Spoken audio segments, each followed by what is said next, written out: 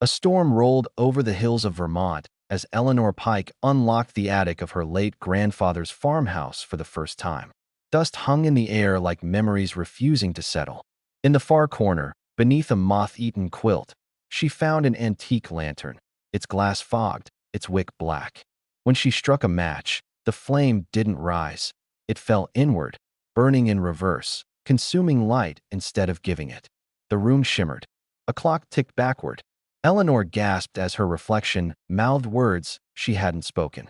The attic smelled of old smoke and something older, like time itself. When the flame died, she found herself standing a few seconds earlier, holding the unlit match. Her heart pounded. Somewhere behind her, a whisper said her name. The next day, she walked through town searching for answers, only to find faces that seemed vaguely familiar yet uncertain of who she was. The sheriff, Miles Garner, told her grandfather was once the town historian but left behind strange journals full of rewritten dates and missing people. When she mentioned the lantern, he grew pale, warning her that old Mr. Pike had spoken of a light that recorded time backward. In the library, Eleanor found records with pages rewritten, family photos where her own image flickered in and out. It felt as if the town itself was forgetting, and she was the only one left remembering both versions of reality. That night, unable to sleep, Eleanor lit the lantern again. The air rippled, and she saw the shadow of herself move half a second late in the mirror. It wasn't her reflection. It was learning from her, copying her movements with a delay. When she blinked, it smiled. The flame pulsed as if breathing, and whispers filled the walls. "You're not supposed to see us yet," a voice said. She dropped the lantern, but instead of breaking, the glass rippled like water. She awoke on the floor to find her surroundings changed, her childhood toys scattered around, her mother's voice echoing downstairs. But when she ran to find her, the house was empty, frozen in time. Eleanor sought out Dr. Cashin Wells, a reclusive physicist at Dartmouth, after discovering her grandfather's letters addressed to him. Cashin confessed the lantern wasn't a family heirloom. It was an artifact from a failed military experiment called Project Backlight.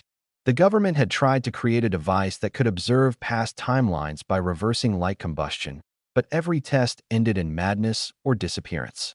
He told her each use of the lantern disrupted her temporal stability, tearing small fractures in her perception of time.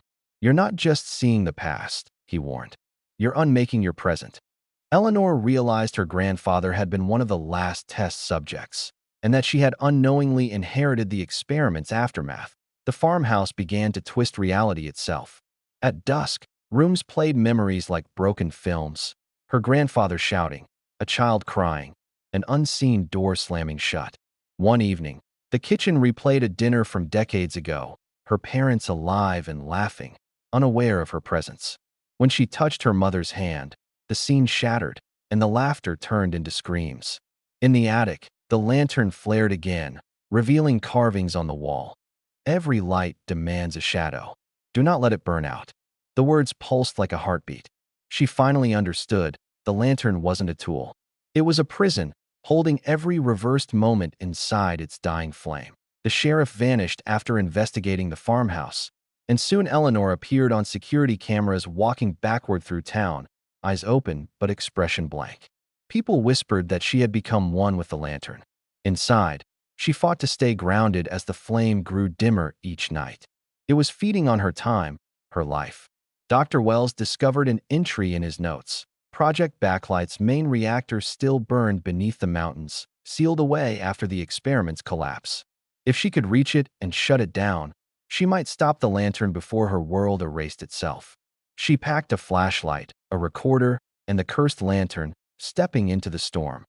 Deep beneath the mountains, the tunnels pulsed with reversed energy. Soldiers stood frozen in looping motions, their voices echoing backward.